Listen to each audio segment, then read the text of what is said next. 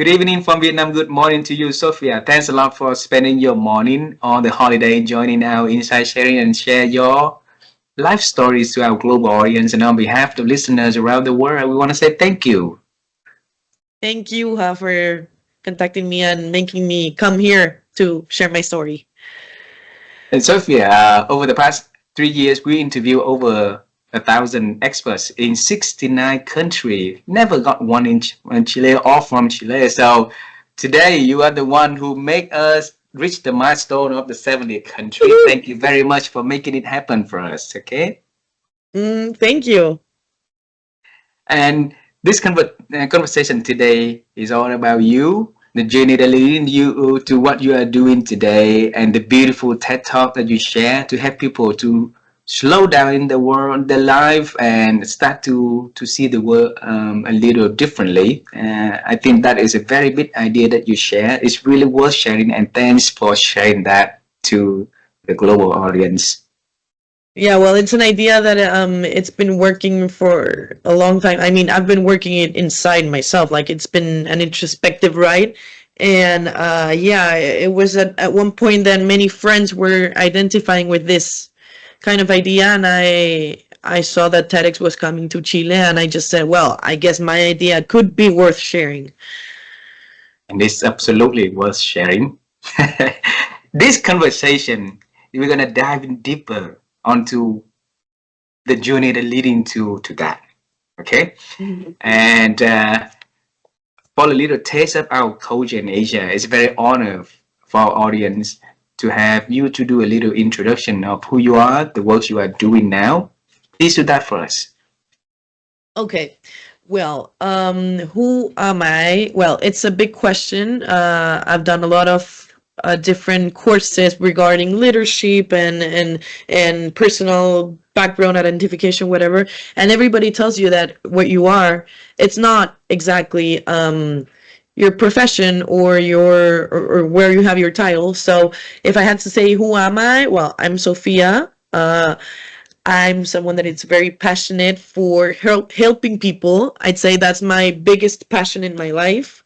I'd say my life's purpose is hoping to touch different lives with insights that I could have or with my journey that I'm learning along the way. And specifically, what am I? Well, I'm a lawyer and executive coach. Right now, I'm working as a lawyer in a law firm here in Chile, and like in the same sense, I'm working in different projects with my sister. We're creating a podcast, so that's our time of the week that we need to spend together. It's been a good idea because now we have like a reason to see each other because we live separately. Um, I am creating some a digital platform that's working, like that's still it's being under construction, so I can say a lot about it.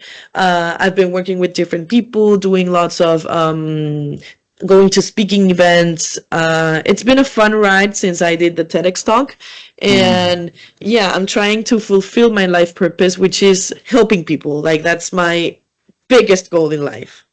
Yeah, and I'm a big believer of the law of attraction, and that's somehow so many YouTube video out there on my running track. I run into your TED Talk, and I say, okay, it's a very big idea that you share, and from your own experience, and it's very important you share that own experience for other people to see and to reflect into the life. Okay, so this conversation is designed to unveil the whole thing, and. And you share about yourself in only less than 3 minutes of the time. It's not fair for our audience, Sophia. So we're gonna travel time. Let's figure it out from the beginning. Okay. Okay, So from the beginning. when I was little, I always wanted to become an astronaut. So from Vietnam, and wanting to become an astronaut is like a dream. It never happened, and life didn't give me any opportunity to make it happen. Also, except the fact that I was able to interview the youngest man who ever walked on the moon. So General Charlie Duke, and that's a privilege. So for Sophia, when you was little, what was your dream about yourself? The works you're gonna do in the future, though. Mhm. Well, I'd say when I was little, I always wanted to, well, it's, I don't know. I think it's very like classical for kids to want to be an actor or want to be like a singer or want to be a performer. And that started to turn into a different kind of performing act, I'd say, which was helping people. And how I thought I would help people would be through law, specifically trying to find justice for people that couldn't have a voice for themselves. So, to be honest, from an early age, I always wanted and I always dreamed of being somehow the voice of people that don't have one. And that's why I got into law specifically.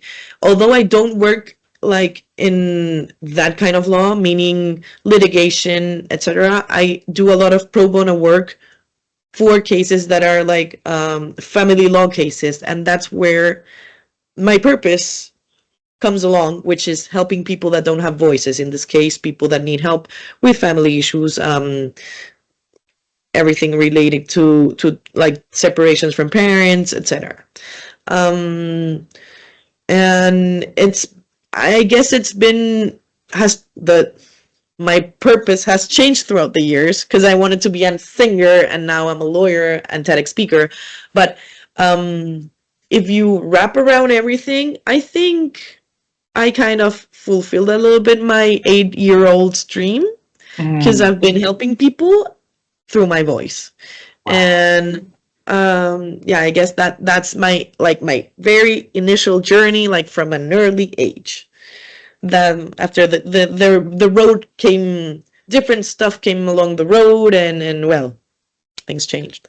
Sophia, at 8 years old, I want a candy for myself. I don't want to share my candy for anyone else. Things like that. Just kidding. I'm just making that as a story to share with you. But then at 8 years old, you had the dream to become the voice for the people, to help people through the works that you could do in any way. What happened back then that made you to have that big dream for the little 8 years old girl? I'd say maybe if I think back, maybe it was the fact that I had a little sister and I wanted to really protect her. And I was always there, like saying, like, "Are you okay? Do you feel okay? Do you want me to talk to dad to tell him that you want to go? I don't know, wherever." And like, if my friends ever needed something, I'd be like, "How can I help you?" I'd say that's why when I was so young, I wanted to be that person. Well, because I really wanted to be someone that people could rely on, if you'd say Mm. so. Wow, wow. And how your school years? How was them? How was it? Um, everything went normally. Well, right now, I've started to realize that I have this kind of formula to like Ah. pursue my dreams that I'm gonna share with you, which is I look for opportunities, or I find opportunities. I go for them and then I work towards them if I already have them. And I'd say that I've done that for a long time, like since I don't know if since I was born, but I've always been the kind of person that when I receive an opportunity, I always try and grab it and just Mm. go for it and then work towards it.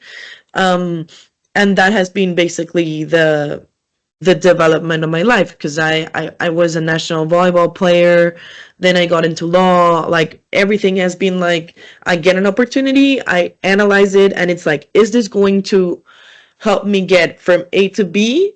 If it's going to help me to get from A to B, I'm going to grab it. I'm going to try and fulfill it.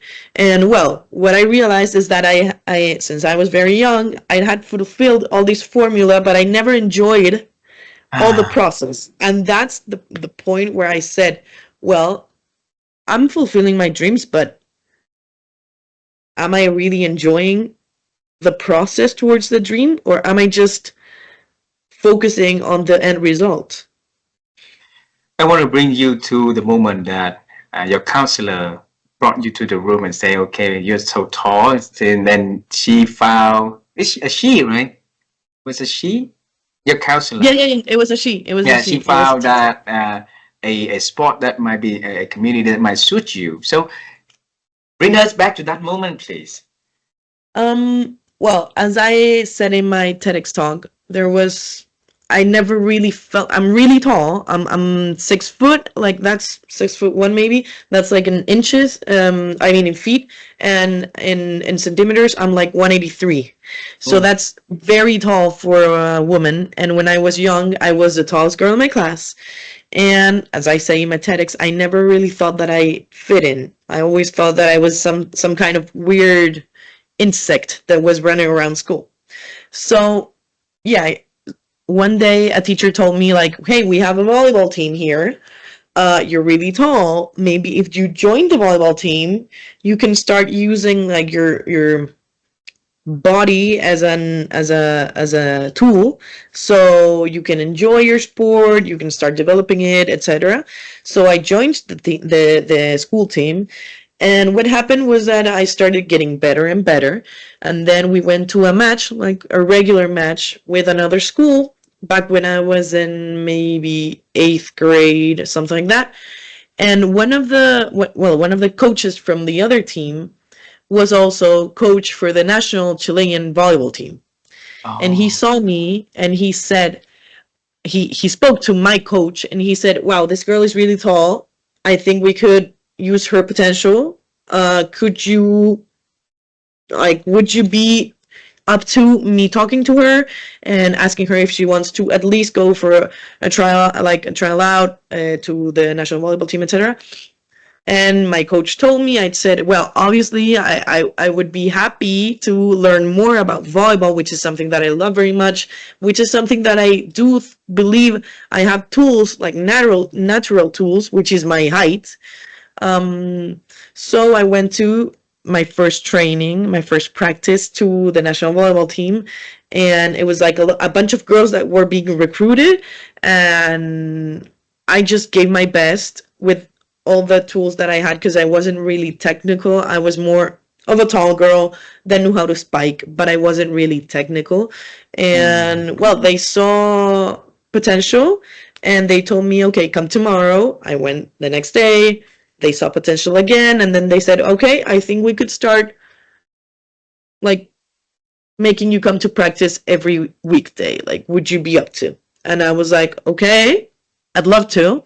And that's where my journey started. I as I say in my TEDx talk, one of the first practices, I was like spiking a ball for 2 hours straight against the wall with a coach right next to me.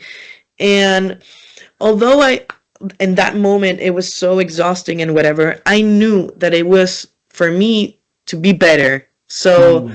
I did it with like an open heart, and I was like, "Okay, I'm doing this because I know that I'm gonna be better and I'm gonna be a better spiker, etc." And then I knew that when I transferred that knowledge, like the hitting the ball against a wall towards the court, it would be a big result.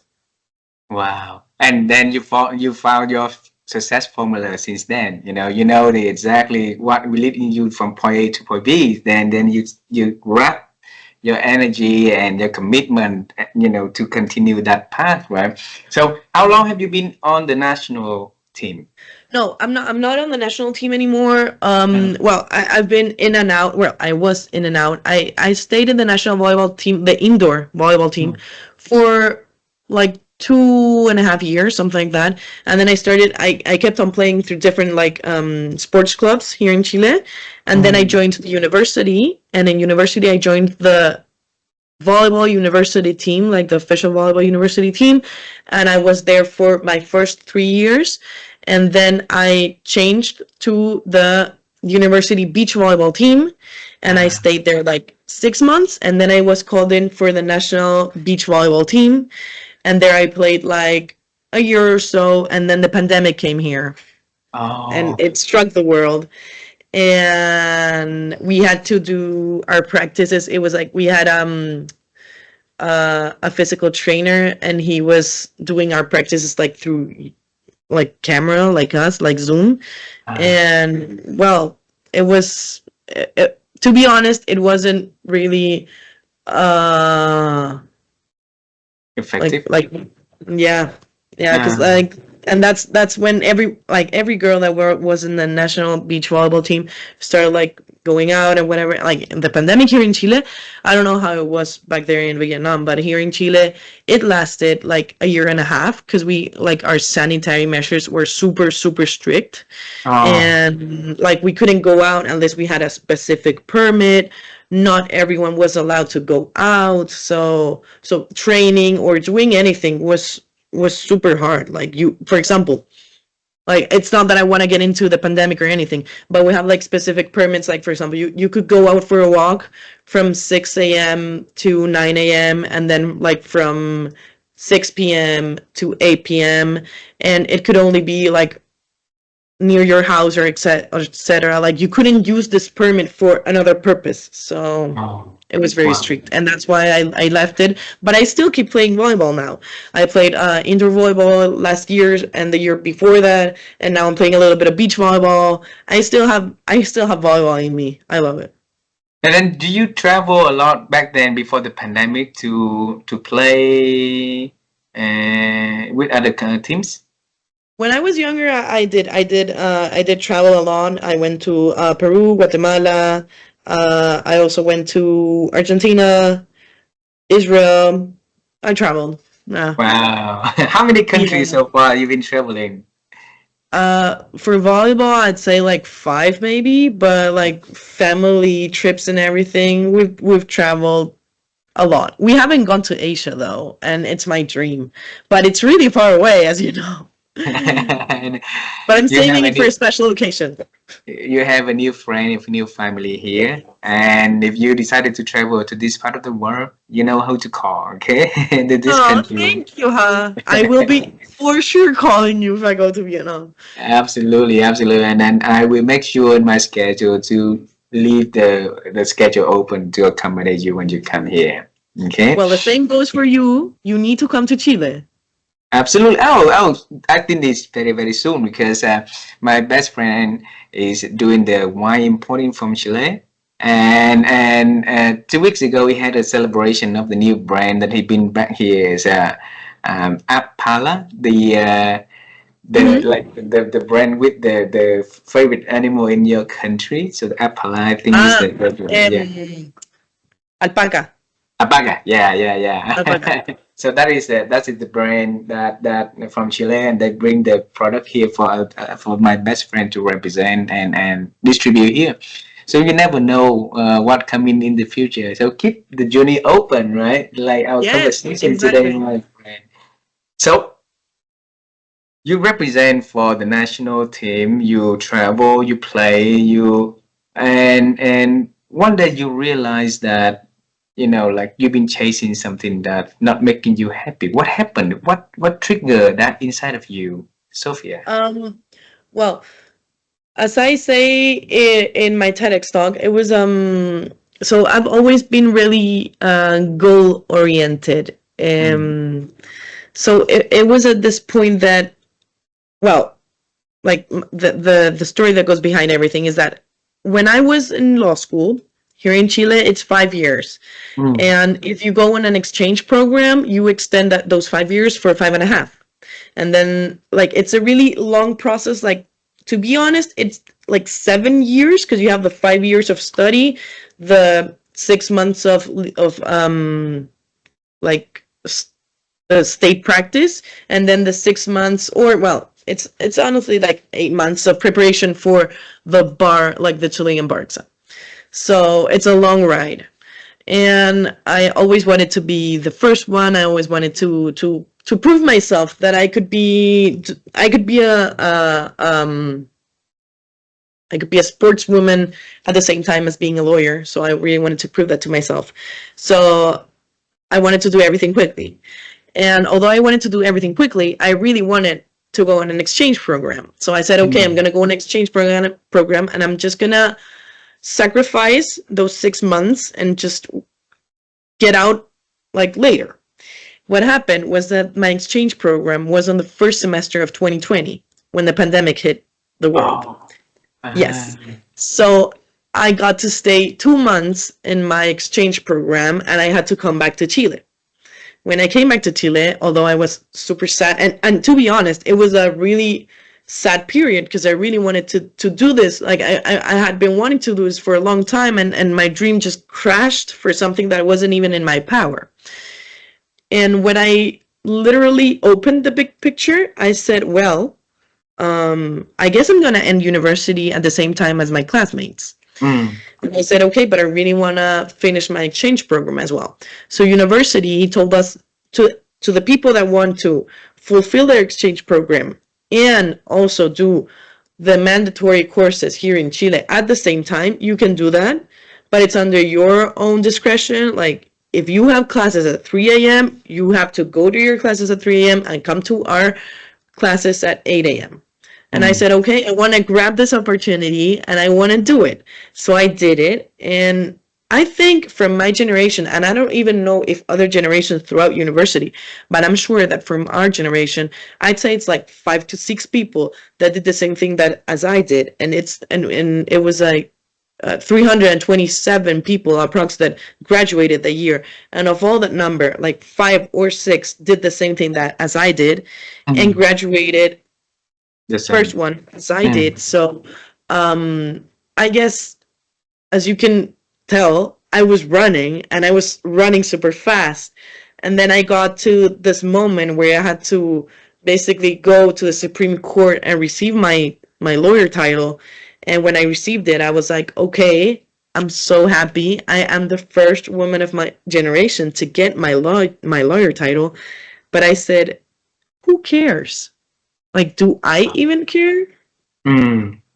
Like, why am I trying to pursue all these goals and be this amazing person when literally the only thing that makes people happy are connections, friends, knowledge?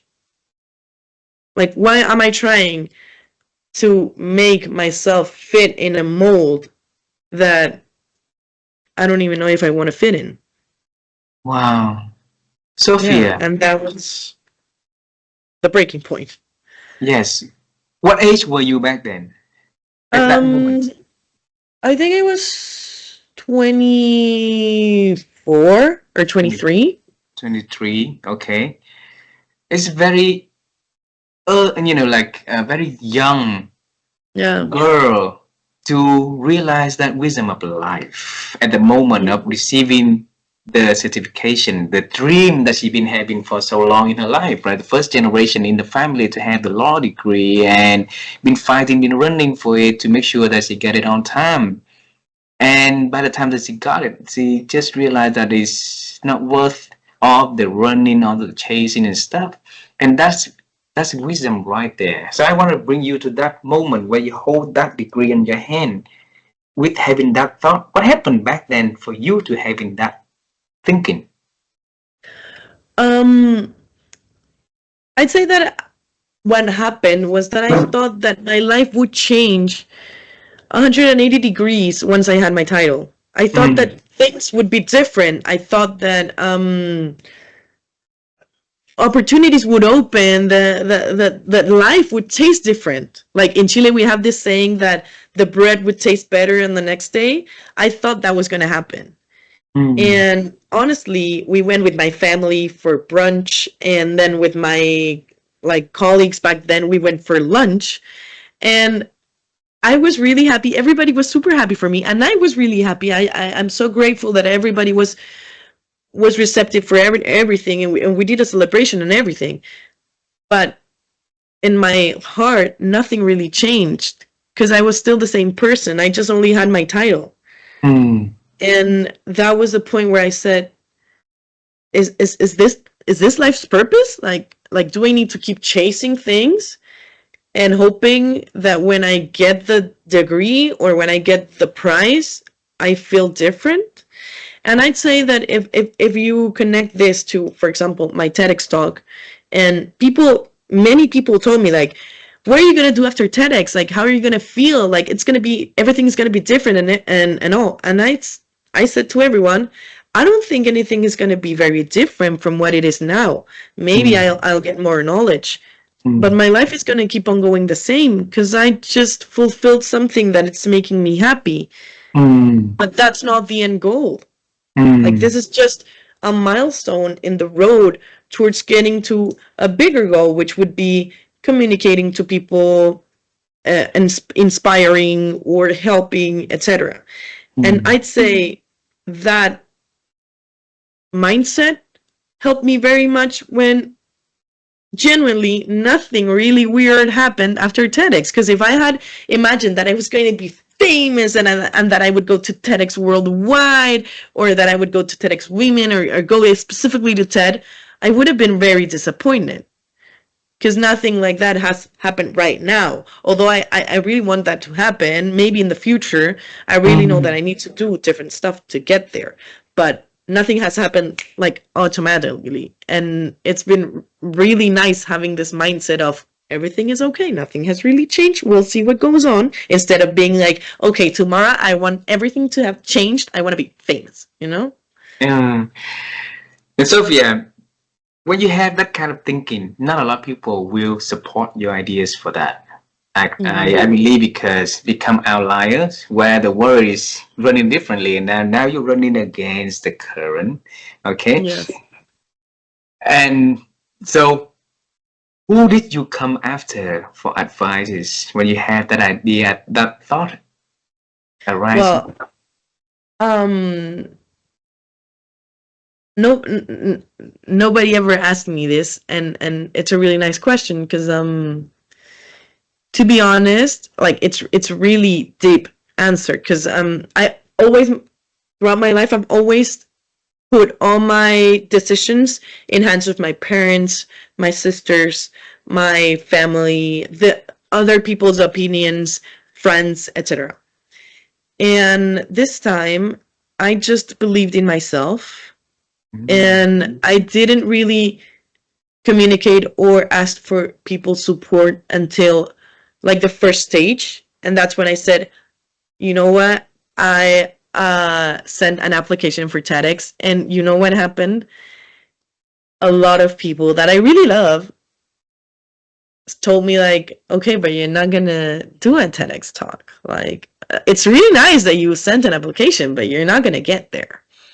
And I was like, okay, thank you for your insight, but I really want to try, and we'll see what goes on. And it was I wouldn't say a lonely ride because I had a lot of support, but a lot of genuine support came from myself and from believing in myself. And although I had a little bit of an imposter syndrome throughout the whole ride, I always said to myself, if, like, I don't know if you've heard this, but if you're even dreaming of it, it's because you can fulfill it. So I was like, okay, if it's even in my dreams, maybe it's because I can have it. And well, in the end, obviously, everybody was like, I knew that you were going to get there, and etc. And it was like, well, you didn't really believe in me, but okay. Yeah, and well, it's been a long ride to realize that, to be honest, the only person that it's gonna be right next to me throughout my whole life, it's gonna be me. Wow. Since you were young, you will always stick your neck out for other people, for your sister, for the people around you. And then when you want to stick your neck out for yourself, it looked like people was not really there to fully engage and support. They support here and there, but not fully like you did. How do you feel, back then at that moment, truly? Well, it was really sad because I really expected that people that I had given my all would support me as well. But you know what happened, and it's been a really interesting ride, that like things have shifted. People have come into my life. People have left my life. And the people that have come into my life, for example, I have new friends, and those new friends were the ones that supported me, told me like, you're going to get there. I know you will. Like Carla is one of my best friends, and she always believed in me.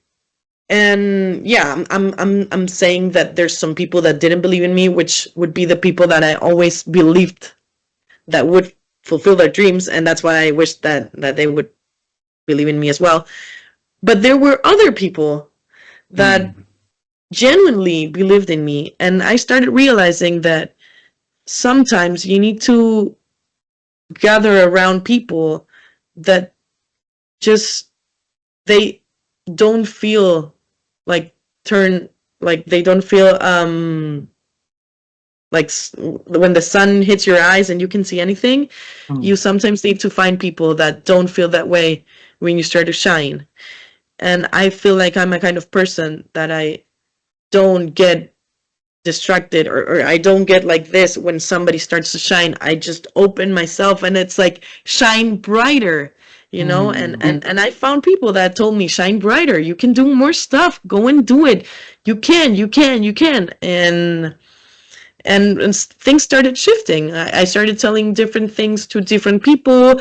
I started realizing who I had to talk to when I wanted to pursue bigger goals, and who I had to talk to when I wanted to pursue maybe things that were more specific, more like related to work or related to sports, etc.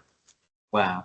So Jim Rohn used to say that, our values are the sum of the 5 people that we associate most time with, right? So I'm curious because, the people we bring to our lives have a very, very big impact to to our life, the quality of life, the level of happiness, the level of success, the achievement, and the joy and everything in there. So for you, Sofia, how do you pick those 5 people into your life?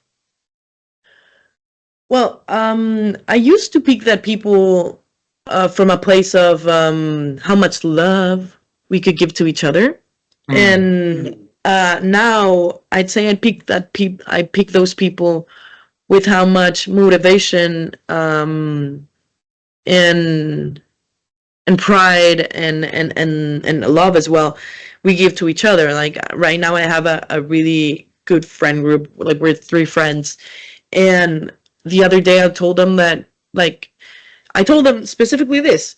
You've heard this saying that whenever you get into a room, you need to be with the smartest people and you need to be the dumbest, something like that. Well, I told these friends, like, what happens with our friend group? It's that since we're always, the 3 of us, trying to get better and pursue more and be better, we're always somehow, in some point, the dumbest. And that is the best thing ever, because we're pulling each other up. And I pick those people, like I'm starting to pick those people with my heart, and to feel how these people feel about me, how I feel about them. It's been an interesting ride. I've fallen apart from some friends. Other people have come back to my life, and it's been so rewarding. So yeah, I'd say it's more of seeing my friends be successful, and they're seeing me successful, and we're all being happy. I'd say that's how I pick my 5 people. And obviously I try to be the dumbest in the room, because I know that I can learn from everyone. And also something that I really value is that I don't ever like categorize people. I feel like everybody in this world can give us something. Everybody can give us some knowledge, or they can give us a specific phrase that you say, that's what I was looking for. And I'd say that's the most important thing that I've learned, that everybody can give you something. And although I could have 5 people, I try to always open up my connections and to keep in touch with all my friends, just to hear about them, just to see what they're up to. How can I help them? How can they help me? How can we be of service to each other and give love and experience, and etc. Sofia, there's a lot of people out there also walking the path alone, lonely, and not getting the support. And I think the people next to them also wanted to support them, but they're not knowing how to. All right. So the best way of giving the support is to tell them to stop that path and walk in the path that crowded by many people. So walking the road is clear and things that way. So on your path against, the current, on your path of creating yourself, you were lonely. You were able to summon your strength, your courage to continue that path, and that wisdom you need to share so that the people who are walking alone won't find themselves, won't feel themselves lonely, will be able to find your wisdom, your insights to help them having that energy, having that belief inside of them, expand that belief and continue walking. Yeah, I'd say something that it's been really building in me, which and people laugh at me because I am a big fan of corals. You know, the sea corals. I'm a really Mm-hmm. fan of them, and people laugh at me and they're like, "Well, you're really obsessed." And it's like, yeah, I'm super obsessed because I realize that corals basically they grow by themselves. Like although they have the how do you say they have the soil to Mm. build it themselves, they build themselves from scratch every time they fall or whatever.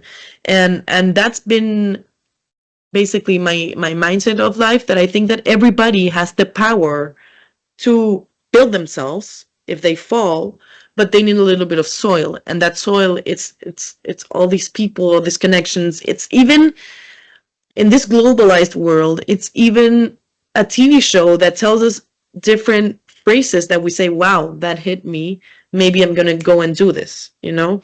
And I'd say that's something that I feel it's really lacking in the world, because everybody can be the best versions of themselves. It's just inside of them, and sometimes they just need like a little kick of somebody that's going to tell you the exact same thing you need to listen, or you're going to see someone and they're going to make you remember of your grandpa, and then your grandpa had told you this, and that's a big connection of how you get to this insight. So I'd say, and actually I went and did a speaking event at my school, at my high school, and I told the little kids, like, you need to start living with your eyes open, because if you Mm. if you just go around like horses with blinders on, and you don't look at what's around you, you're never going to basically grow, you know.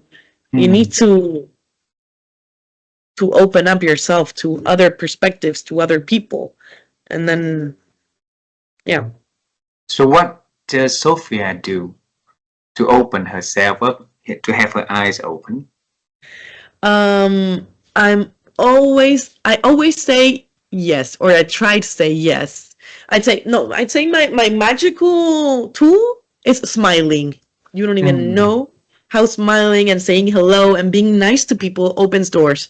I'd say that's the biggest thing, and receiving back a smile, it's another thing. I'd say that's what fulfills me every time. Um, and well, living with my life open is that I'm always like, if I walk towards some place, I I'm always attentive with my like little thingies on. I try to put on a little bit of my help if anyone needs it. For example, the other day I saw a friend, and he was telling me something about a new business that he's gonna be making, and I told him, I know I'm not like your lawyer, but if you ever want to help, you want some help, you can obviously call me. We can talk through the phone. Like, don't ever get scammed. I am here, you know, and that's how you get opportunities, because you start showing yourself to people.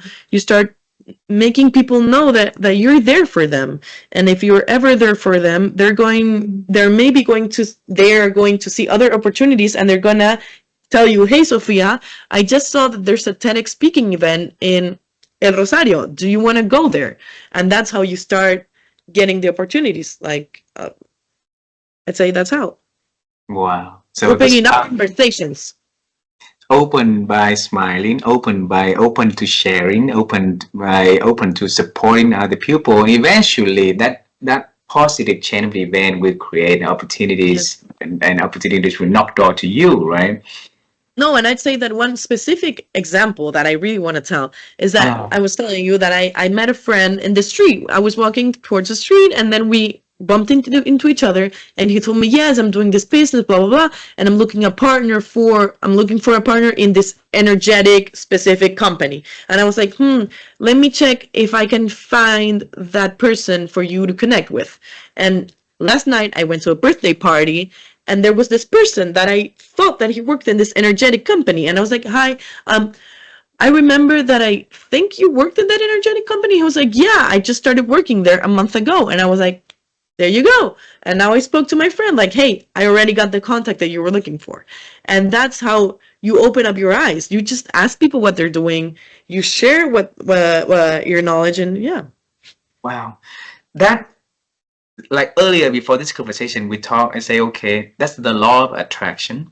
Okay, so Yes. yes, so what do you think you're attracting to your life, right? And it seems to you, Sophia, you are full tank of energy, positive energies in there. And that positive energy will always attract positive energies into your life, right? So how can you maintain that positive energies for that long to keep attracting great things to happen to your life? Share with us. I'd say the way of attracting this positive energy is, first of all, staying around people that are positive as well, and that root for you.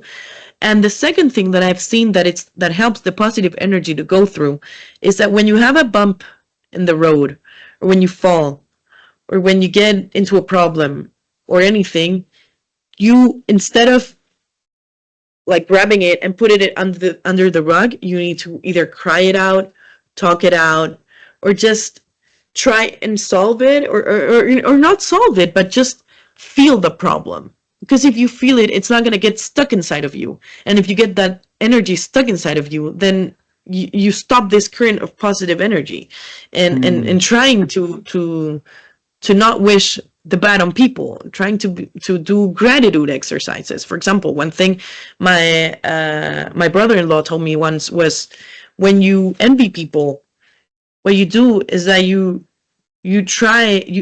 drink the venom, hoping for them to make effect, and it's actually making effect on you when you start envying people. And it's been something that, to be honest, it's been with me for a long time. Like, if you start comparing yourself, if you envy people, you're getting, like, the venom is inside of you, not inside of them. Like, they don't even know that you hate them, you know? Uh, And I'd say solving, like feeling would be the best way of going this positive route around. And smiling, to be honest, smiling is one of the best things for the law of attraction. And I wow. really do believe in the law of attraction and manifestation and all of this, because I think that everybody has the power to get the life they want. Beautiful, beautiful. Hey, my wife and I, we've been on the quest to help people to improve their ability to think. So every time, every conversation like this, I always ask and use the opportunity to ask our guests on how they've been expanding their ability to think. So for you, Sophia, over the years, what did you do to expand your thinking capability?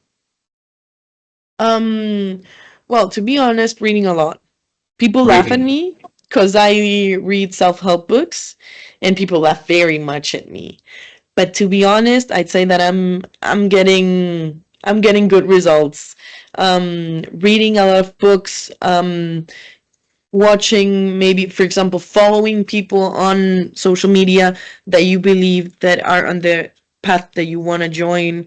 Um, Talking to people, like, what happens, the law of attraction is really magical, because you somehow get connected to people that are in the same path as you, Hmm. and sometimes believing that, and starting creating the structure that you want to look for, makes you attract the people that can help you and give you that, like us meeting was purely law of attraction, Beautiful. Yeah. because I can see that you have a really pure soul, and it makes me glad that we can be living in different parts of the world, like literally on the other side of the world, and still be connecting in this way.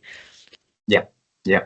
And I believe that that law of attraction will help us to expand our works and spread it further. Because, like you say, it's a pure attention to helping people to flourish. And I love what you do. And my job is to make sure that I become a part of that journey to keep it accelerate further. Okay.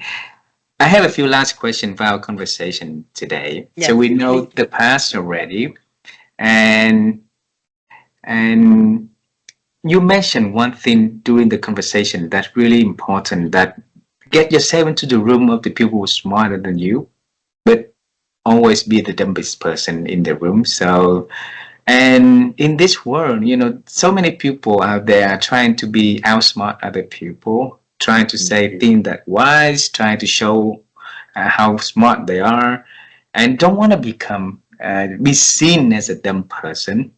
So, but being dumb in the room giving you a lot of opportunity to learn and to grow. So it's a character right there. So how can I come into a room and be the dumb person in the room? I'd say by being humble. Mm. That's the biggest lesson I've learned in my life.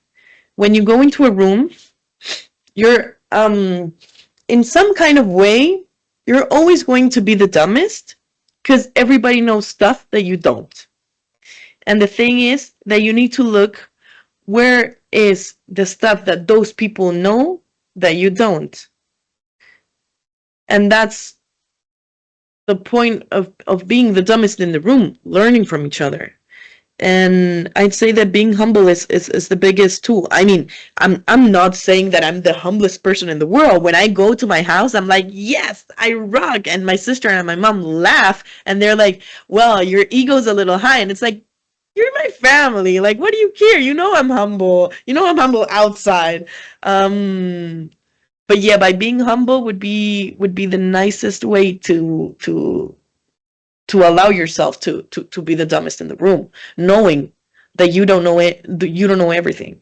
Mm. If you ever get into a place and you say, well, I'm the best person here and I'm the professional and I'm the expert, well, to be honest, it could work in your specific area of expertise. Like if I go to a meeting with a client and I'm the lawyer, of course I'm going to be probably the expert on law. But if this client works in the winery industry, I'm not going to be the expert on that. And I can't pretend to be the expert on that and be the smartest in the room. I'm not going to be the smartest. And probably regarding that topic, I'm going to be the dumbest. And probably regarding law, I'm not going to be the smartest either, because there's ChatGPT and there's Google and there's everything. Like there's a lot of tools that can outsmart you. So, yeah. Wow. That's the power of humble, or being humble. So the last question for this conversation today, is beautiful conversation so far, is I want to know a little bit about the future. Okay, so we know the past, the present, and congratulations on the TEDx again. So it for sure will open many different pathway for you to explore opportunities. Then the opportunity was you who created that opportunity to write the application and send it to to TEDx for it to happen. So I congratulate you, and I want to say, that's a very big achievement that you did. Okay. Thank you. Is there anything on the horizon in the near future that exciting and you want to share with me, with the audience, so that we can celebrate with Sofia in advance? Anything in the near future? Well, I'd like to keep on going to speaking events and inspiring people. I've seen that a lot of high school students get inspired with the stories that I tell them. So I'd say that would be the first part, trying to position myself as a valid speaker regarding purpose of life's topics. And the second part is, since I am an executive coach, I'm trying to build like something like my own company. And well, that's going really slow and I cannot say much because it's really starting. But I'm planning that the digital platform that I'm trying to build, it's going to be a really amazing tool for everybody out there. And it's going to be able to help a lot of people achieve their goals and be better versions of themselves and yeah, fulfill everything that they ever wish for. Wow. See, you are the person with the purpose. The big purpose is to I put in here is helping people to achieve the best in their life, right? and you are humble. You have everything to make it happen. And the universe will bring the people, will bring the energy, will bring the resources that will help you to make it happen. And I'm sure it will happen. So Sophia, thanks a lot for doing your best, bring your best to help people, not just in your country but all over the world now. So I wish that journey will bring you a lot of joy, a lot of new friendships, and a lot of new smiles to make sure that your smile will be lighter, brighter every day, and you help people to do the same. Okay? Thank you very much, for you. Thank you very much to you for making me join this episode podcast.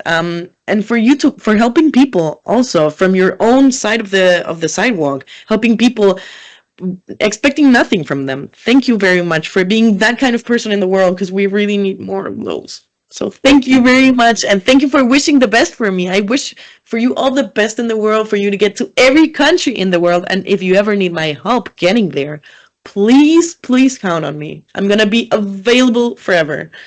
Thank you very much. And then if you travel to this part of Asia, I'm you know who going to to. call. Yes. I'm going to. Absolutely, absolutely. So, Sophia, have a wonderful day. Say hello to your sister, your parents, and your friends there, and spread the message. Okay? So, spread your Wait, smile often. Yes, can I take a picture of us together? absolutely, absolutely. Okay. Thank you. I'm gonna Thank upload. you. Thank you so much, This was such a fulfilling conversation. Seeing your energy. Your energy is really pure. I can tell that. I can tell that you have a really pure heart. That you really want to do the best for the world. I'd love to meet your wife. I think Yeah, you both do a really good job. Like she will love to meet you too in person also. Okay? I think I'm gonna have to go to Vietnam now. Absolutely, absolutely. Okay, my friend, I need to let you go to Yes, see the person that you had an appointment. So we will talk again in the future. We will yes, meet again yes. sometimes. Okay? I'd be happy. Bye, Yeah. Take care. You take care.